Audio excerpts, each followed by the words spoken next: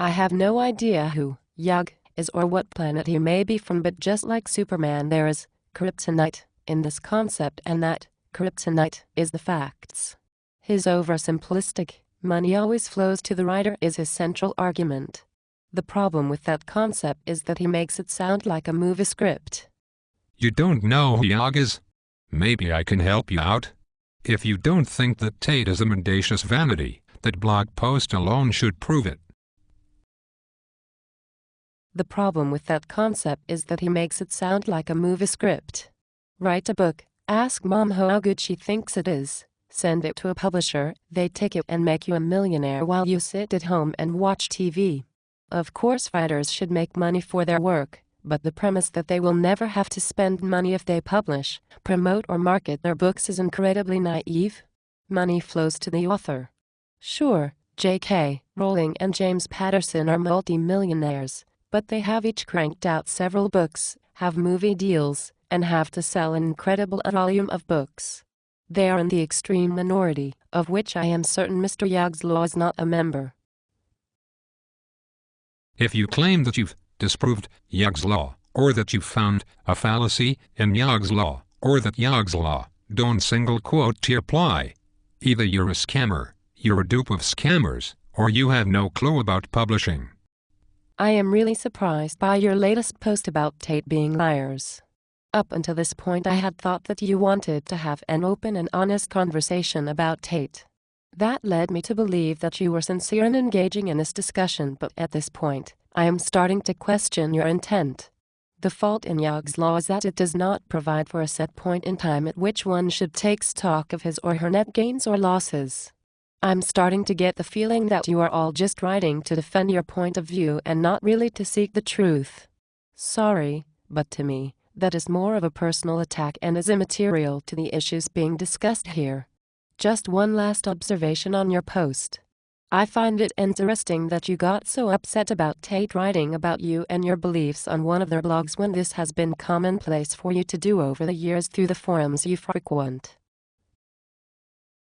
From experience and observation, backed by my reputation as a writer and as a writer's advocate, it must seem strange to you that professional writers agree, quote it, and pass it and the ones who screech and holler are the bottom feeders. The ones whose business plan consists of convincing writers to subsidize them, rather than the other way around. Indeed it does, unless you've hooked up with a scum-sucking, bottom-feeding vanity press. The sort of press that has an interest in trying, however unsuccessfully, to discredit Yug's Law. The current publishing business model, which relies on advances against royalties and the consignment method of selling, cannot be sustained. A robust publishing industry is good for the reader. Yug's Law is not immutable. Writing is a creative act, but selling one's writing and making a living off one's writing is a business act. In today's day and age, this law holds true if, and only if, an author is traditionally published. Once an author reaches a predetermined limit of rejection letters, following the submission of their manuscript, a value determination needs to be made. Should the manuscript be rewritten? Or, if the author still believes in the manuscript and its marketability, they may decide to turn to non-traditional publishing sources. This is the crossroad where Yug's Law terminates, at least temporarily. You are a scum-sucker. You are a sock puppet. You are a troll. Yeah, the louder the bottom feeders scream, the better I like it. The name-calling is very unprofessional of you. Why can't you just face the fact that Yug's Law have fallacies? Scum-sucker. The difference here is very similar to a sports analogy. The author tried out for the major league and was cut. Once the decision is made to go to non-traditional sources, check your ego. You're a minor league player and you're in a pay-to-play environment. Inherent in this personal choice are risks, investments of financial resources and investments of personal resources, mostly time. It is the attention to detail on these investments that result in the success or failure of an author's book. Most importantly, it is the key difference between the traditional and non-traditional published author. The author's responsibilities weigh heavily on actively securing a return on their investment, goals and objectives.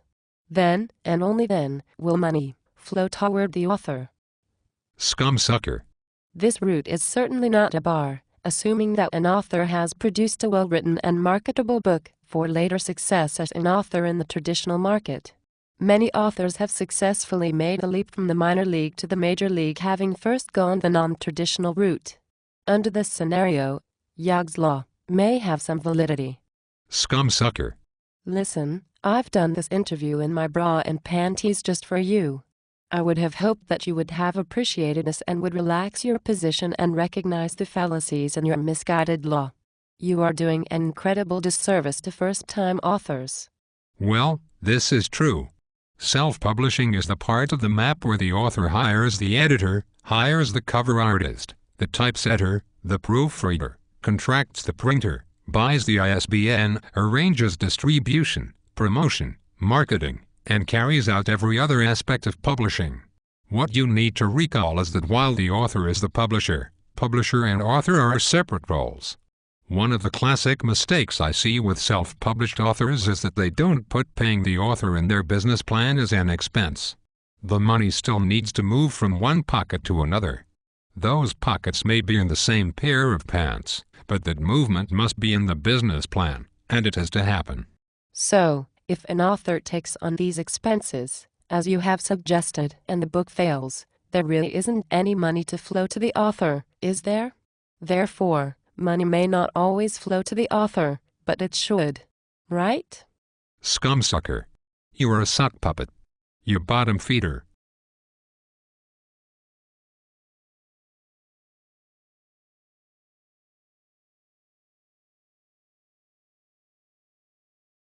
There you have it, folks. Money flows to the writer in certain circumstances. In all cases it should. However, if you are not traditionally published, there are variables to Yogg's law. Depending on the marketability of your book, and if it fails, there may not be any money to flow to you. This is the fallacy of Yogg's law.